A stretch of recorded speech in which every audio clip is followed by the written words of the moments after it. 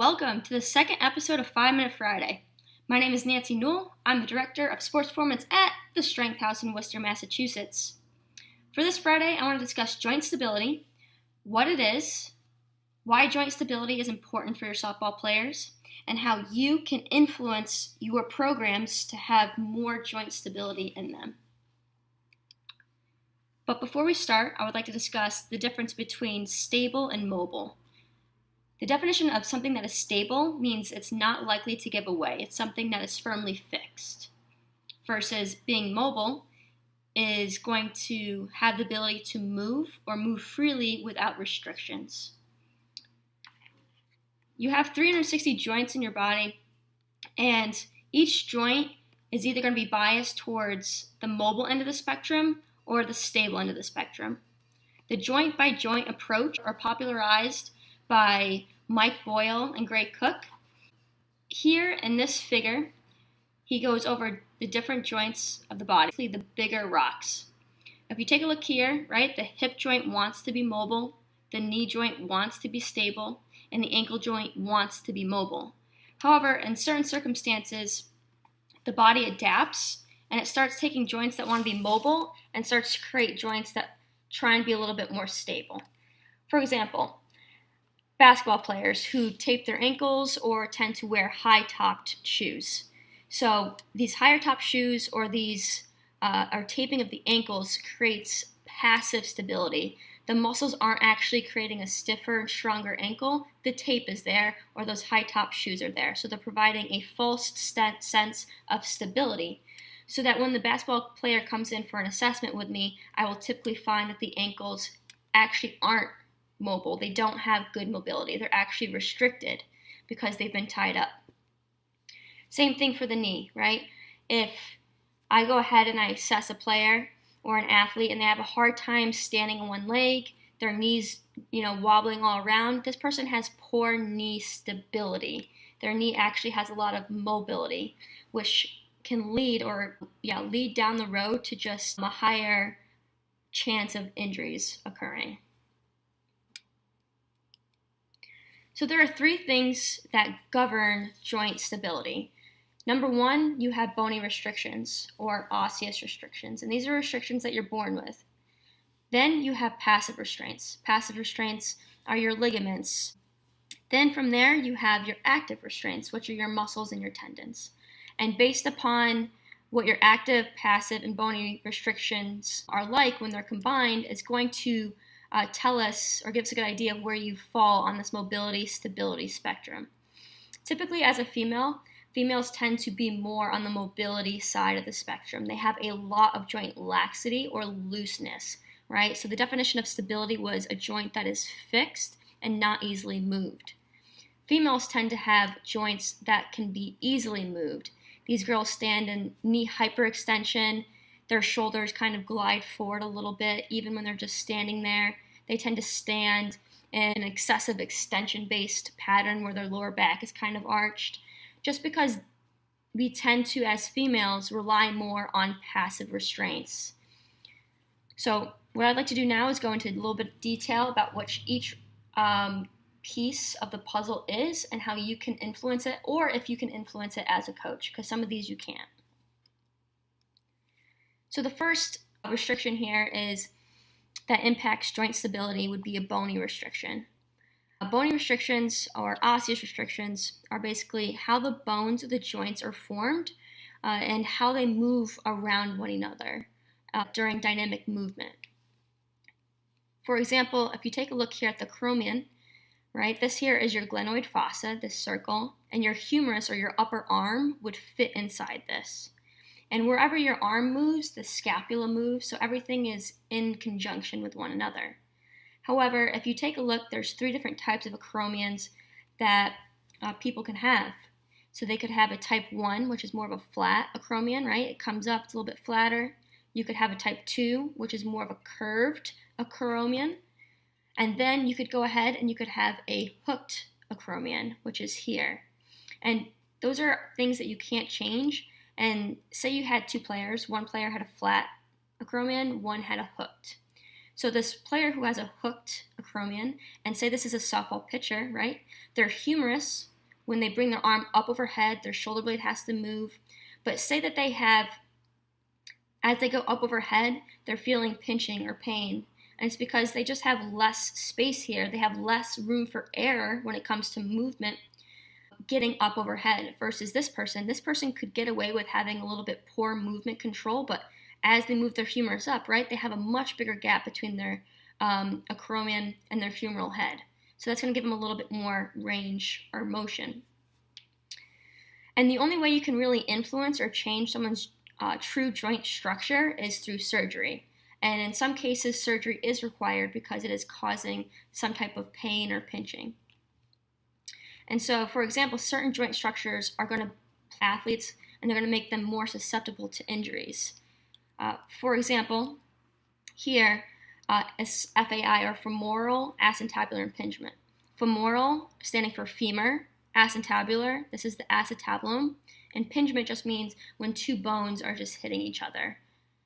So this here's what a normal femoral neck and acetabulum look like, right? It's able to move without any restrictions. Versus if you go over and someone has a pincer restriction, there's going to be a bony overgrowth of the acetabulum or the hip. So when this athlete raises their femur or brings their knee up to their chest, or goes into, say, a deep squat position, which requires a lot of internal rotation, they're going to hit bone on bone, which over time can cause pinching, pain, and it can ruin some of the cartilage here to protect this femoral head. And you can also have bony overgrowth on the cam, and you can also have, there are some situations which there are bony overgrowths on the acetabulum and on the femoral head. And in those certain situations, you could only fix that with surgery. But when it comes to bony restrictions, if an athlete is feeling pain while going through a deep squat or getting their arms overhead, or they're doing a motion and you see that they have a restricted range of motion, you have to ask yourself, is this a true bony block? Does my athlete truly have some of these osseous restrictions that they were born with? Or do they just have poor movement? Or do they need to be taught how to move properly? And so don't always assume that just because someone is in pain or has that pinching that it's because there's a bony block there. Oftentimes I find it's just because the athlete needs to learn how to move joints in conjunction with one another and get the muscles to do what they're intended to do. The second thing that can govern joint stability is going to be passive restraints. Passive restraints are made up of your ligaments, your labrums, fascia, and cartilage. A ligament is a fibrous connective tissue. It connects things, which attaches bone to bone, and it usually serves to hold structures together and to keep them stable. Right? So going back to that definition of stable, it's to keep joints, its stability is something that's not easily moved. It's fixed. So using the knee joint here as an example, we have a femur and we have a tibia. And this little guy here that connects the femur to the tibia, this here would be a ligament. And its job is to make sure that the femur doesn't glide forward. Its job is to make sure that the knee or the femur doesn't glide from side to side, right? So what if this ligament gets damaged, right? What if someone has an ACL tear, right? An anterior cruciate ligament. The ACL is to prevent that motion from coming forward. So looking at some research, one of the most common predictor of an injury is a previous injury. And these two studies demonstrate that deal with ligaments. So study 1, a re-injury after acute lateral ankle sprain in elite track and field athletes. So they studied 202 athletes with over 2 years. 36 of those 202 athletes experienced a second lateral ankle sprain. Of those 79 athletes with a grade 1 injury, 14% experienced a reoccurrence during that study period, saying that the athletes who had an ankle sprain were 14% more likely to get another ankle sprain. And the same thing goes with ACL in the study number 2. High risk of new new knee injury in elite footballers with previous ACL injury. So these athletes already had an ACL tear. In elite footballers, 70% of current ACL injuries occurred on the same leg as the previous ACL injury. So some of these athletes had ACL tear, say in their right leg, and in this huge group of studies, 70% of those re-injuries were on that same leg. We have to ask ourselves why. So once a ligament is damaged, it's going to be harder for that ligament to do its job and keep that joint stable. The third thing that has an influence on joint stability is going to be your active restraints. So the muscles themselves and also the tendons. So tendons connect bone to muscle, and it serves to move the bone or the structure. So if we look at the knee here again, right? This muscle belly is coming down and it's attaching to the tibia. So this guy here, this would be a tendon.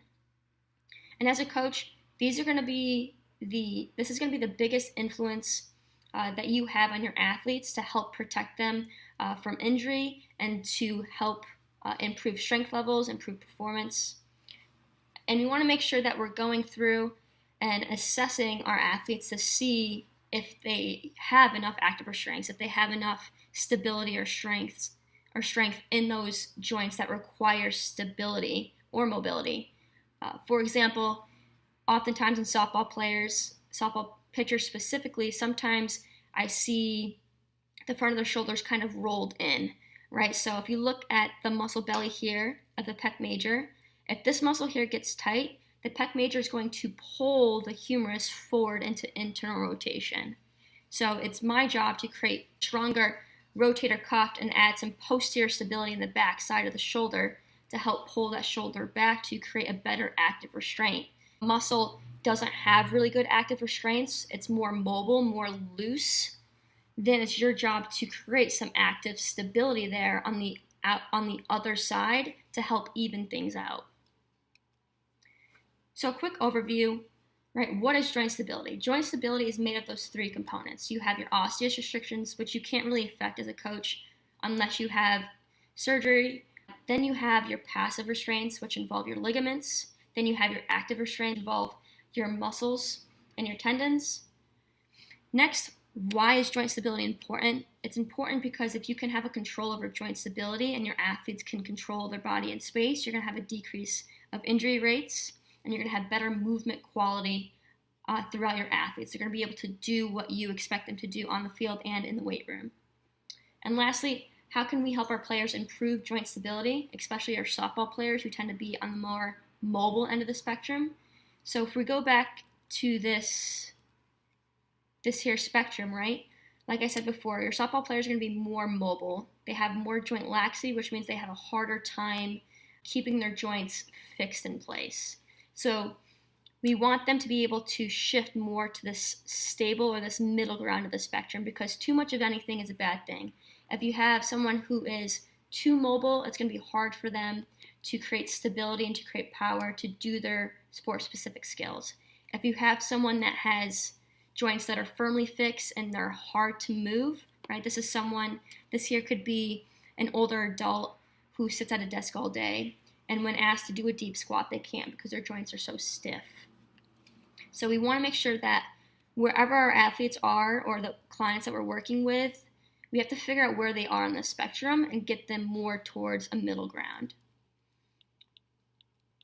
I think the biggest thing that you can do as a coach to help improve joint stability in our softball players is we need to get them to strength train year-round. Strength training year-round is going to improve the athlete's relative strength, which I think by far is one of the most important things when it comes to team sports.